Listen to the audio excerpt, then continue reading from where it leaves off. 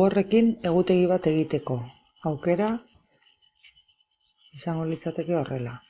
Lehenbizi sakatu hemen, gero sakatzen dugu nuevo, eta hemen irekitzen den leiho honetan jartzen dugu kalendario. Hemen gezia sakatu eta hor emango dizkigu aukerak. Dauden plantilla diferenteak.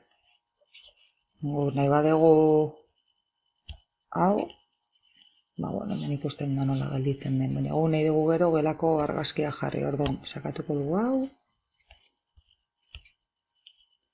eta sakatzen dugu deskargar. Eta orduan aterako zaigu pantailan bertan egutegia.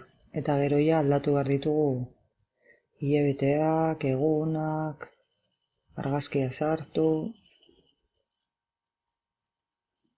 horrela geratzen da. Gero, sakatu hemen eta ematen digu insertar.